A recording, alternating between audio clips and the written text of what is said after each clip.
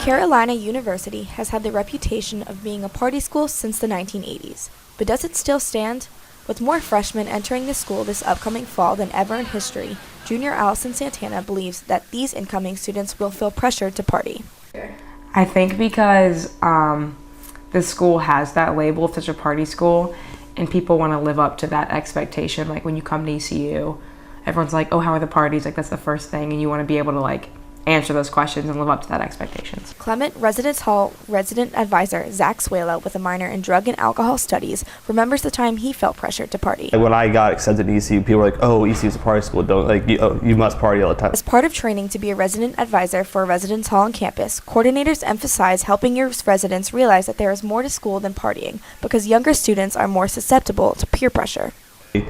I try to show them like it's not always about that. You have school, you have grades, and to continue that and to survive through college, you have to focus on that. Like occasionally, yeah, you go out and have fun with your friends, but I mean, you need to focus on what you do. And if you get caught up with that, you'll get in trouble with other people, get in trouble with the law, get in trouble with the dorm, and maybe not be on campus anymore. Spanish teacher Carrie Carmen Jewers, who earned her degree at ECU years ago, has been teaching here for 8 years and has noticed the trends in which students are more likely to party. I would say, though, there are certain times of year, before and after spring break, total joke, you know, before and after Halloween, as if that's excusable. So I'm always pretty firm on the fact that, you know, I recognize those are really exciting times here and in general as a college student, like spring break, but that I still expect them to be there.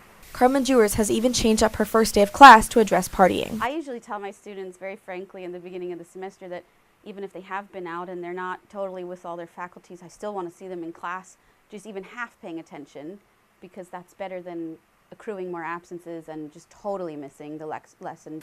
During Halloween of fall 2015 at the Riverwalk apartment complex, a place where many students live, there was a riot of more than 3,000 people. The riot eventually lost control, which resulted in damage to an ECU transit bus and debris around the entire complex.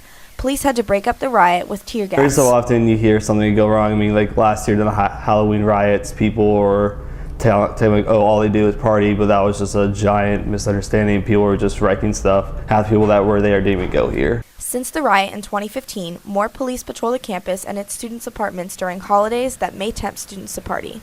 As ECU accepts more students, the campus is taking precautions to prevent the party stigma. I would like for people to stop